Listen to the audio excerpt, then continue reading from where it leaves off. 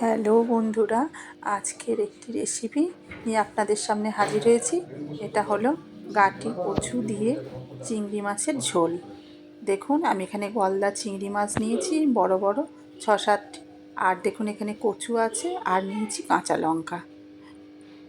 এইবার আমি চিংড়ি মাছগুলোকে ভালো করে সুন্দর করে পরিষ্কার করে নেব, আর কচুগুলোকেও কেটে নেব।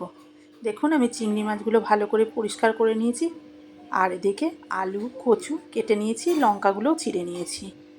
এইবার আমি দেখুন মশলা নিয়েছি, উপকরণ জিরে, আর এখানে আছে রাঁধুনি ফোড়ন দেব। রাঁধুনিটা ফোড়ন দেব, জিরেটা ভেজে রেখে দেব। এইভাবে আপনারা প্রথম থেকে শেষ পর্যন্ত ভিডিওটি দেখবেন। এবার দেখুন বন্ধুরা, আমি কড়াই বসিয়ে দেবো উনানে। কড়াই বসিয়ে দিয়েছি, আর কড়াইতে দিয়ে দিয়েছি জিরে। জিরেটাকে আমি সুন্দর করে নেড়ে চেড়ে শুকনো খোলায় ভেজে নেব। এই দেখুন বন্ধুরা, আমার শুকনো খোলায় নেড়ে চেড়ে সুন্দর করে একটু ভেজে নেব। এই ভাজার সুগন্ধটা খুব সুন্দর লাগে, আর মশলাটা তরকারিটার স্বাদও হয় অন্যরকম। কাঁচা মশলার স্বাদ একরকম, আর ভাজা মশলার স্বাদ একরকম। এরকমভাবে ভেজে খেয়ে দেখবেন, খুব ভালো লাগবে। এবার আমার ওটা ভাজা হয়ে গেছে, একটা পাত্রে নামিয়ে নেব। দেখুন, এইবার আমি কড়াই বসিয়ে দেবো, আর কড়াইতে তেল দিয়ে দেবো। এই দেখুন বন্ধুরা, কড়াই বসিয়ে দিয়েছি। এবার আমি কড়াইতে তেল দিয়ে দেবো। তেলটাই গরম হতে থাকুক, ততক্ষণে আমি চিংড়ি মাছটা নুন হলুদ মাখিয়ে ম্যারিনেট করে নেব। পরিমাণ মতন লবণ আর পরিমাণ মতন হলুদ দিয়ে দেবো। দিয়ে এবার এটাকে আমি মাখিয়ে নেব।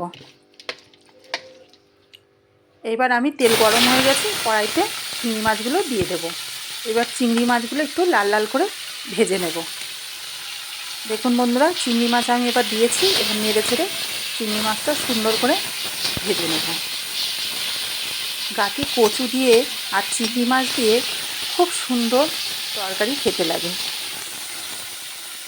আর এখন তো শীতের সিজন, খুবই ভালো লাগবে খেতে। দেখুন, আমার চিংড়ি মাছগুলো লাল লাল করে ভাজা হয়ে গেছে। এইবার আমি চিংড়ি মাছগুলো একটা পাত্রে নামিয়ে নেব।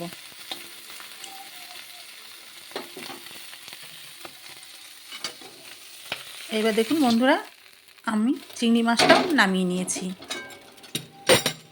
সুন্দর দেখুন লাল লাল করে ভেজে নিয়েছি। এবার আমি ওই কড়াইতে আরও একটু তেল দিয়ে দেব। তেল দিয়ে এখানে আমি কড়াইটা তেল গরম হলে জিরে ফোড়ন দিয়ে দেব। জিরে ফোড়ন দেব না, আমি এখানে রাঁধুনি ফোড়ন দেবো। রাঁধুনিটা একটু ডলে নিতে হয়, ডলে নিলে সেন্টটা বেরোয়, আর রাঁধুনির খেতে খুবই ভালো লাগে। রাঁধুনির সেন্টেই তরকারি খুব সুস্বাদু হয়।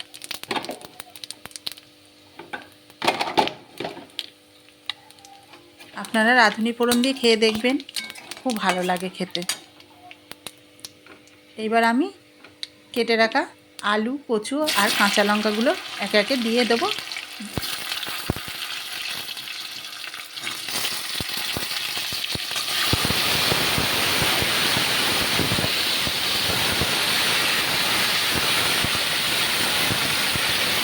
এবার আমি আলু কচু আর কাঁচা লঙ্কাটা দিয়ে দিয়েছি। এবার ভালো করে নেড়ে ছেড়ে আমি সুন্দর করে একটু ভেজে নেব। আর এখানে পরিমাণ মতন লবণ দেব, পরিমাণ মতন হলুদ দেব, দিয়ে ভালো করে আর একটু নেড়ে ছেড়ে কষিয়ে নেব। দেখুন বন্ধুরা, আমি এখানে পরিমাণ মতন লবণ দিয়ে দিয়েছি, আর দেব পরিমাণ মতন হলুদ।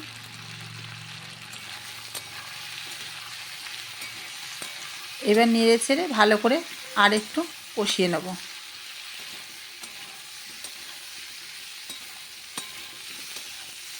এবার দেখুন বন্ধুরা, ভালো সুন্দর করে ভাজা হয়ে গেছে। এবার আমি জল ঢেলে দেব। দেখুন কত সুন্দর হয়ে গেছে, তলায় কিন্তু একটু তেলও নাই, একদম সুন্দর ভাজা ভাজা হয়ে গেছে।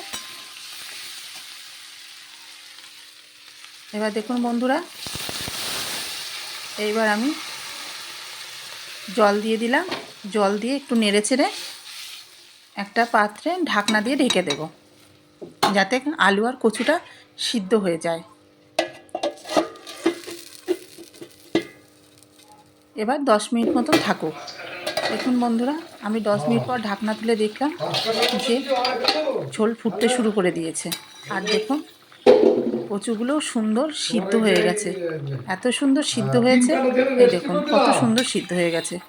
এবার এটাকে নেড়ে চেড়ে একটু আলু আর কচু একটু গালিয়ে দেবো। আর ঝোলটাও দেখুন খুব সুন্দর ফুটে গেছে, কালারটা কত সুন্দর এসছে। এবার ভেজে রাখা চিংড়ি মাছটা দিয়ে দেবো। দেখুন বন্ধুরা, আমি ভেজে রাখা চিংড়ি মাছটা এবার দিয়ে দিয়েছি। এইবার আমি যে জিরেটা ভেজে রেখেছিলাম সেটা আমি একটু বেটে নেব। এবার গুঁড়ো করে নিয়ে এই ভাজা মশলাটা আমি এর মধ্যে দিয়ে দেব। দেখুন এখানে কোনো বাড়তি কোনো মশলা দিইনি, খালি শুধুমাত্র একটু জিরে, ভাজা জিরে আর দিলাম রাঁধুনি ফোড়ন। আর দেখুন এই ভাজা জিরে মশলাটা আমি দিয়ে দিলাম। এবার ভাজা জিরে মশলাটা নামাবার আগে দিলে তরকারিতে খুব সুন্দর গন্ধ বেরোয়। এই দেখুন আমাদের তরকারিটা সুন্দর মাখা মাখা হয়ে এসছে, একটু ঝোল ঝোল। এটা ঠান্ডা হলে অনেকটা শুকিয়ে গাঢ় হয়ে যায়, আর খেতে খুব সুন্দর লাগে। আপনারা এইভাবে খেয়ে দেখবেন, আর আপনারাও করে খেয়ে দেখে বলবেন, যে আমাকে কমেন্ট করে জানাবেন কেমন হয়েছে। আপনাদের যদি ভালো লাগে তাহলে আমাকে কমেন্ট করে জানিয়ে, আর কমেন্ট বক্সে কমেন্ট করে লাইক কমেন্ট শেয়ার করে দিন, আর আমার ইউটিউব চ্যানেলটিকে সাবস্ক্রাইব করে দিন। এবার দেখুন কত সুন্দর হয়ে গেছে। এবার আমি একটা পাত্রে এটাকে নামিয়ে নেব। দেখুন বন্ধুরা, আমার গলদা চিংড়ি মাছ দিয়ে গাটি কচুর তরকারি একদম হয়ে গেছে, একদম রেডি। কত সুন্দর হয়েছে। আপনাদের ভালো লাগলে আমাকে জানাবেন অবশ্যই। টাটা, আবার নতুন রেসিপি নিয়ে হাজির হব।